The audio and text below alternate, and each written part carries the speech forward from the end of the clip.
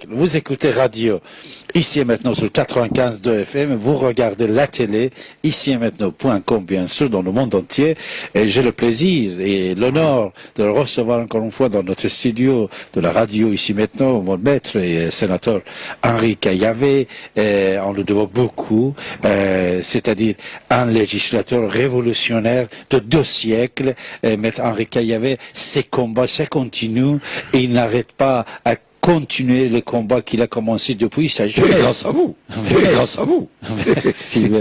En plus, je ne vous cache pas, je suis n'importe où, mon cher maître Henri Caillavet.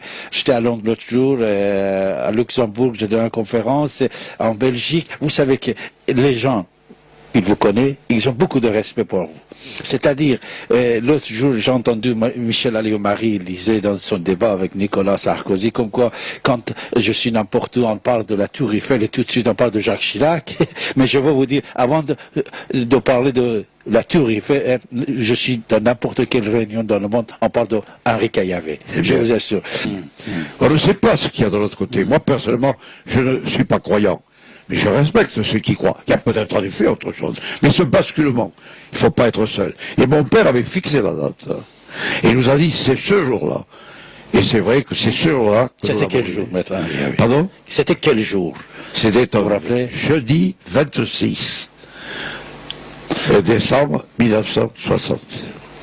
On avait passé le déjeuner... Quelque rapport avec le 25 décembre? Non, on avait déjeuner, on avait eu le déjeuner de Noël. Il y avait mes enfants, il y avait ceux de mon père, de mon frère. Mon père a été parfait. Personne ne pouvait savoir ce qui allait se faire.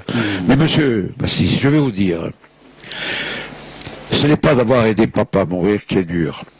C'est que nous n'avons pas pu le dire à nos femmes.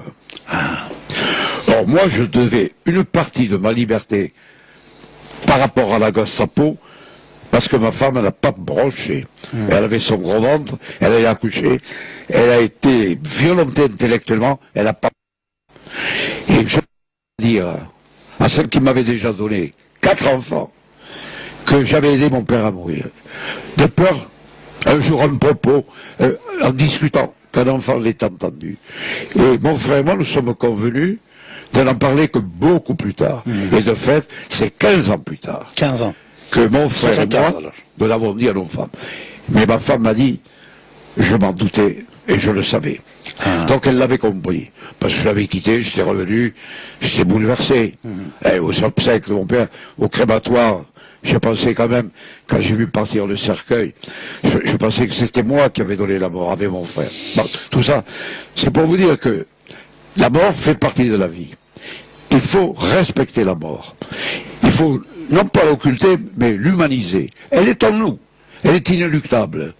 Donc, que nous soyons venus dans l'univers sans aucune cause, que l'on soit né par le hasard ou la nécessité, même s'il n'y a rien dans l'au-delà, peu importe. On a été des êtres humains. On a le droit à être respecté en cette qualité humaine. Et même si nous n'avons été qu'une petite luciole dans la nuit, et que notre existence est infiniment petite par rapport au cosmos, il faut respecter autrui. Et la dignité de la mort fait partie de la dignité de la vie. Alors, sur tous ces combats, c'est vrai que j'ai mené, mais il y en a un autre, auquel je me suis également attardé, c'est la défense des homosexuels. Ah oui, c'est vrai. Moi, je considère que l'identité sexuelle doit être protégée. لطفاً برای بهتر دیده شدن کانال ویدیو رو لایک کنید، کانال رو سابسکرایب کنید و علامت زنگوله رو هم بزنید تا از آپلود جدیدترین ویدیوها با خبر بشید.